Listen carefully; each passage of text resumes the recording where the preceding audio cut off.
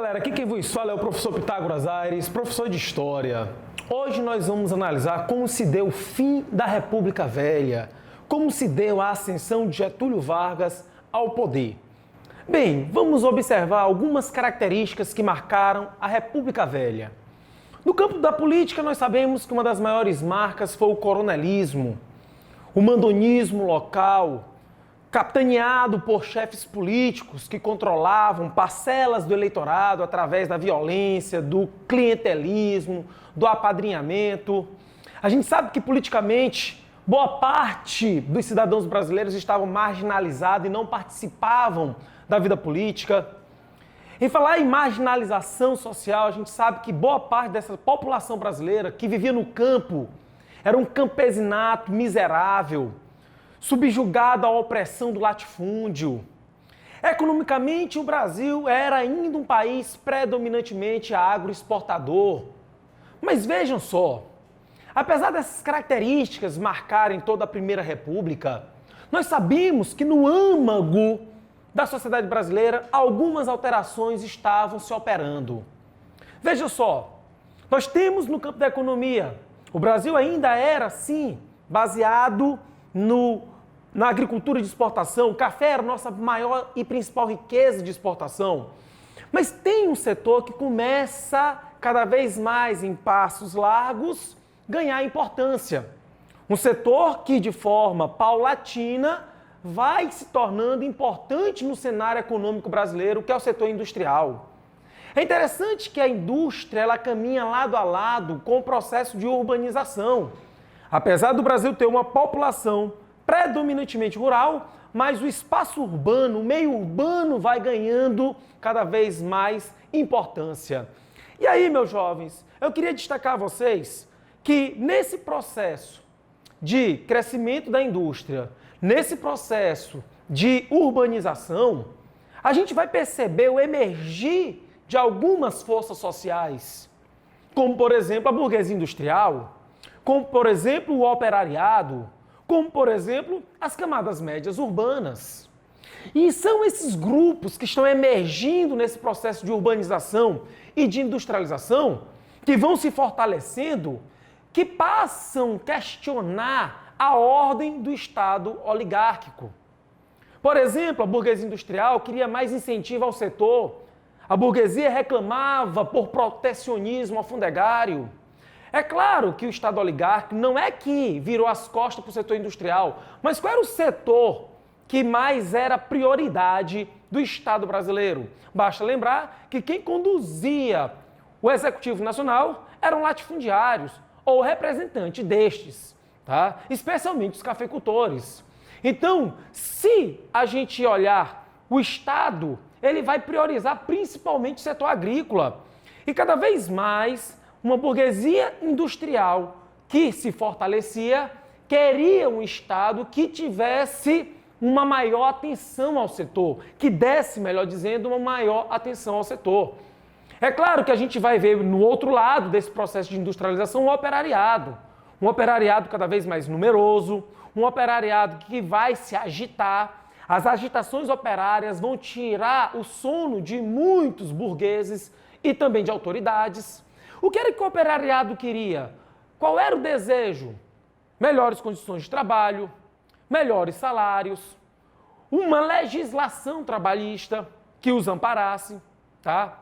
É claro que a luta do operariado voltava-se contra seus patrões, mas também contra esse Estado, porque é o Estado que pode criar uma legislação para amparar esse grupo de trabalhadores.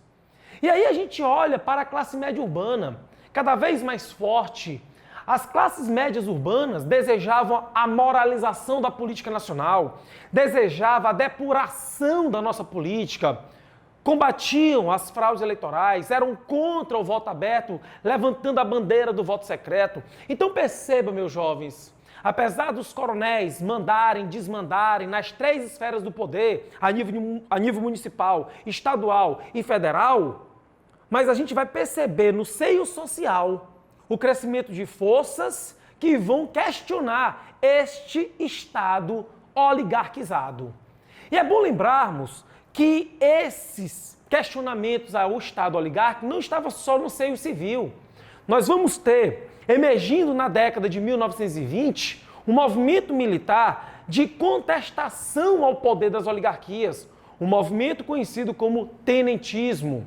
O tenentismo, que vai envolver principalmente oficiais, tá, da baixa oficialidade do Exército, né, como tenentes e capitães, daí a derivação do movimento ser chamado tenentismo. Então, esses jovens oficiais da baixa oficialidade vão querer depurar também a política nacional. Para eles, o federalismo era uma espécie de câncer que acabava estimulando o regionalismo e, claro, os interesses desses grupos oligárquicos regionais. Para os militares que achavam que a classe era aquela que poderia efetivamente moralizar o país, o melhor para a nossa nação seria o centralismo político. O que era que os tenentes defendiam? Defendiam centralização política, portanto, combatiam o regionalismo, combatiam o federalismo. Eles defendiam o incentivo à educação, defendiam o voto secreto. E nesse ponto a gente vê uma sintonia em relação aos desejos de setores médios urbanos da nossa sociedade, tá? E é claro, eles combatiam as fraudes eleitorais, eles eram contra o coronelismo, defendiam a obrigatoriedade do ensino primário e profissional, reformas políticas e sociais. E esses militares inconformados acabaram pegando em armas. A gente cita alguns episódios do tenentismo. O primeiro, o episódio inaugural, o episódio conhecido como os 18 do Forte de Copacabana, que aconteceu no dia 5 de julho de 1922, quando militares se rebelam no Forte de Copacabana, no Rio de Janeiro, com a intenção de derrubar o presidente Epitácio Pessoa e impedir a posse do presidente eleito Arthur Bernardes. Esse movimento, certo, que iniciou com o levante dos militares no Forte, terminou de que maneira?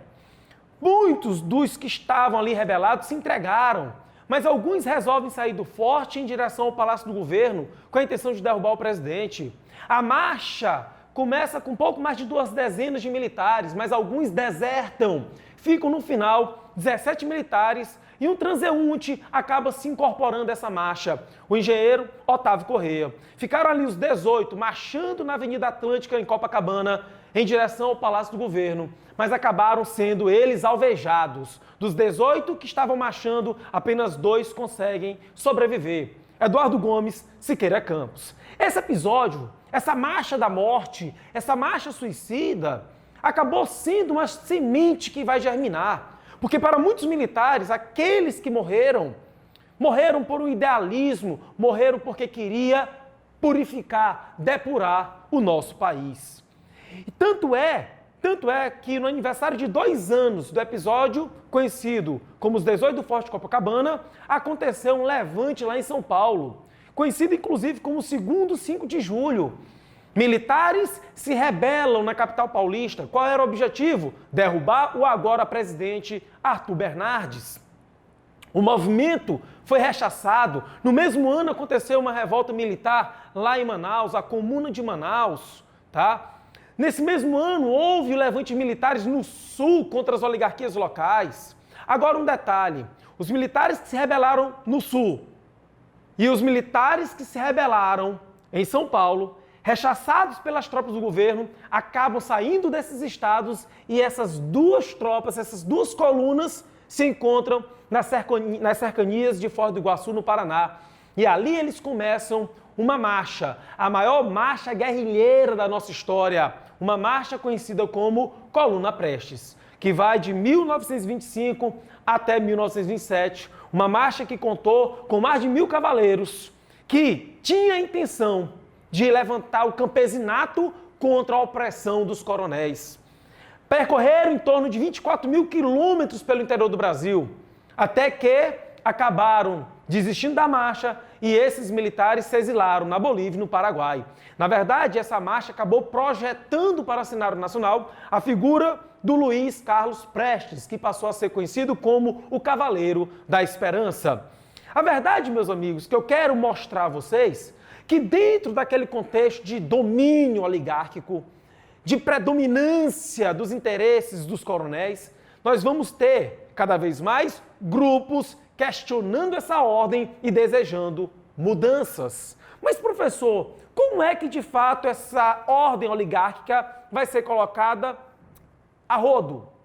Vamos lá. Só aí um detalhe, né? Tem aí um mapa mostrando mais ou menos o percurso feito pela coluna Prestes, tá? Mas aí a gente vai ver como se deu finalmente o término da Primeira República, da República Velha.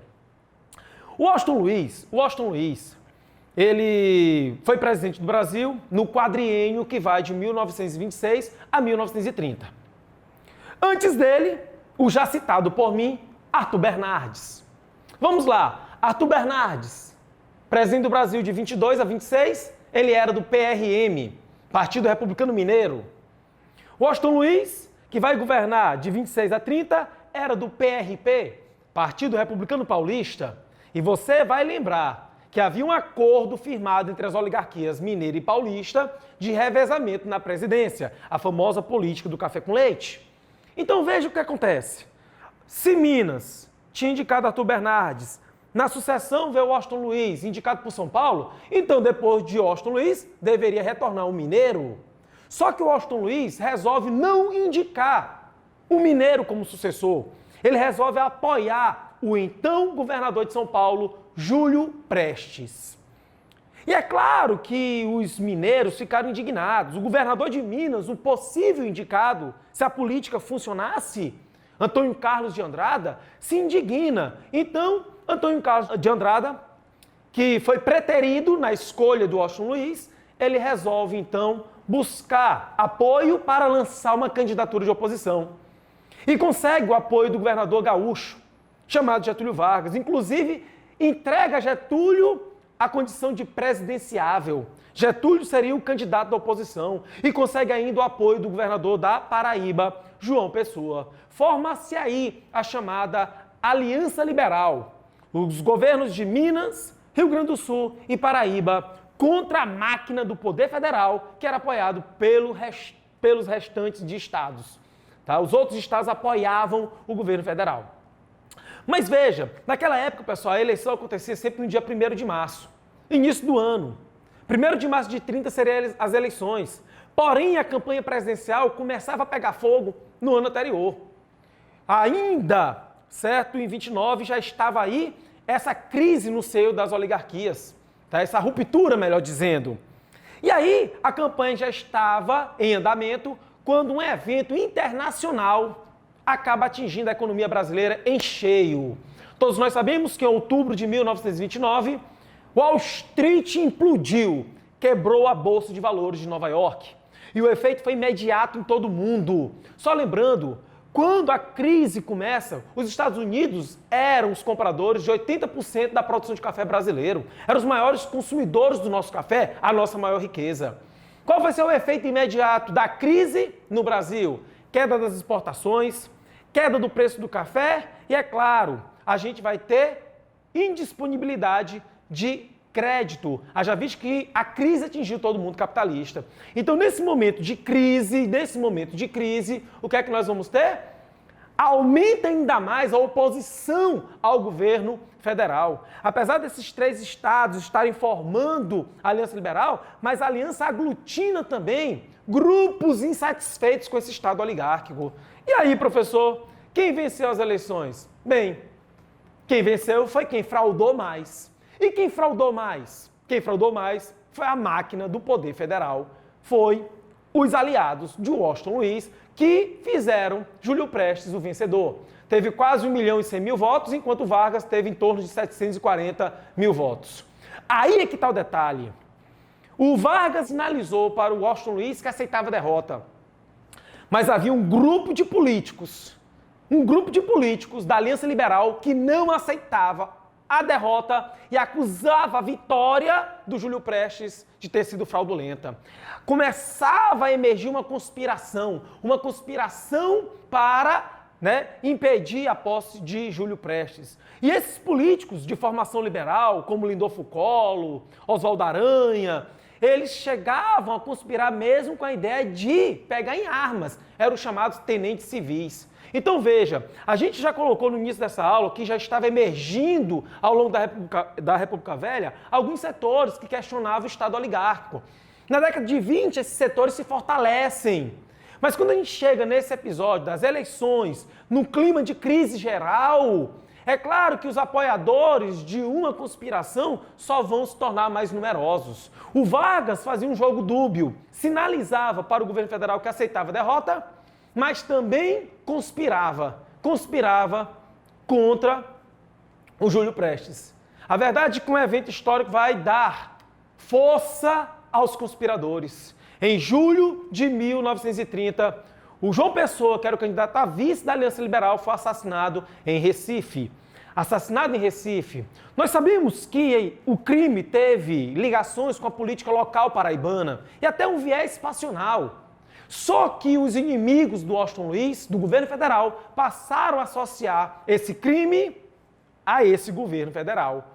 Só para finalizar nossa aula, eu lembro de um discurso feito pelo Lindolfo Collor, que era da Aliança Liberal. Na tribuna do Congresso, ele era deputado, ele pergunta: Caim, o que fizestes a Abel? E na sequência ele indaga: Senhor presidente da República, o que fizestes com o presidente da Paraíba? A nomenclatura na época era presidente, hoje nós chamamos de governador. Então veja só, tentava se associar ao governo federal ao crime, e esse crime que gerou uma grande comoção nacional acabou dando força, dando nitro, dando combustível à conspiração. E no dia 3 de outubro de 1930, militares começam a se movimentar para derrubar o Washington Luiz. E isso acabou acontecendo. O Washington Luiz foi deposto, formou-se uma junta militar. E essa junta militar resolve passar o poder para aquele que foi o derrotado nas eleições de 30, Getúlio Dornelles Vargas. Então, acontece aí um episódio que os historiadores chamam de Revolução de 30, mas no fundo foi um golpe de Estado. Getúlio Vargas assume o poder e passaria 15 anos nesse poder. Mas aí é um tema para um próximo encontro. Valeu, galera, um grande abraço, fique com Deus.